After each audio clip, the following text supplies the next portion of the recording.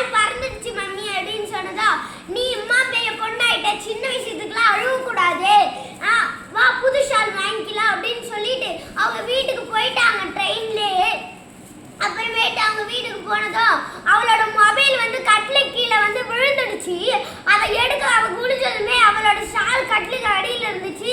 எப்படி நம்ம அங்கே மிஸ் பண்ண ஷால் இங்கே வந்துச்சுன்னு சொல்லி அவ குழப்பத்தோட அதை எடுத்து கழுத்தில் போட்டுக்கிட்டு கண்ணாடியில் பார்க்கும்போது அவளுக்கு பின்னாடி நீல கலர்ல ஒரு பேய் தலைய முடியல விழிச்சு போட்டுக்கிட்டு இருந்துச்சு. உடனே அவர் ரொம்ப பயந்துட்டா.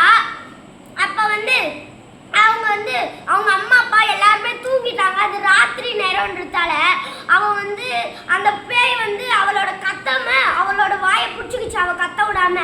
உடனே அவ வந்து அந்த பேய் வந்து அவளோட அந்த பொண்ணோட உடம்புக்குள்ள பூந்துட்டு அப்புறமேட்டு அவ மறுபடியும் பொண்ணு மாதிரியே அந்த மோகினி பிசாசு வந்து அந்த அப்பாவை குத்த போச்சு.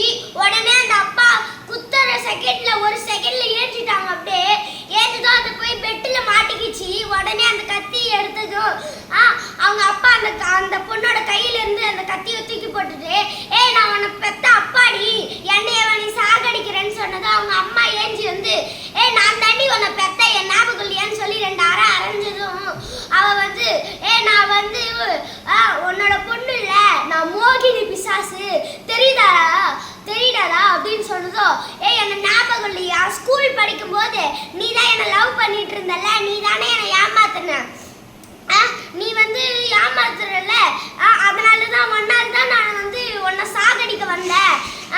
அந்த கதையை நீ யோசிச்சு பாரு, நல்லா யோசிச்சு பாரு, உனக்கு ஞாபகம் வரும். நம்ம 2 பேரும் மீட் பண்ணும்போது எனக்கு பொண்ணு பார்க்குறாங்க, எனக்கு பையனை பார்க்குறாங்கன்னு சொன்னதும் நீ உடனே கால் பண்ணி சொன்னல நம்ம ஊரை விட்டு ஓடிடலானே, நீ ட்ரெயினில் வெயிட் பண்ண சொன்னால உனக்கு சீட்டு பிடிச்சிட்டு, உடனே நான் வெயிட் பண்ணல சீட்டு பிடிச்சி.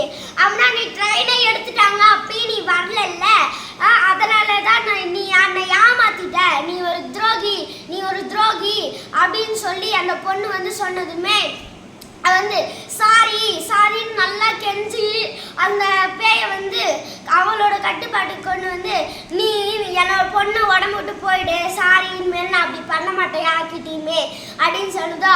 அப்போனா மந்திர தீர்த்தத்தை எடுத்துகிட்டு வந்து பூஜை ரூம்லேருந்து எடுத்துகிட்டு வந்து என் மேலே தெளி, அப்புறம் அந்த ஷாலை வந்து நீ எரிச்சிடு அப்படின்னு சொன்னதோ. உடனே அந்த மந்திர தீர்த்தத்தை வந்து எடுத்துகிட்டு வந்து அவங்க மேலே தெளிச்சதும், அந்த பேய் மேலே தெளிச்சதும் அவள் வந்து மயக்கம் போட்டு விட்டா. அப்புறம் போய் அந்த ஷாலை வந்து எடுத்துகிட்டு போய் எரிச்சிட்டாங்க. அப்புறமேட்டு அவள் வந்து நல்லா சந்தோஷமாக அவங்க அம்மா அப்பா கூட வாழ்ந்தாங்க. நன்றி.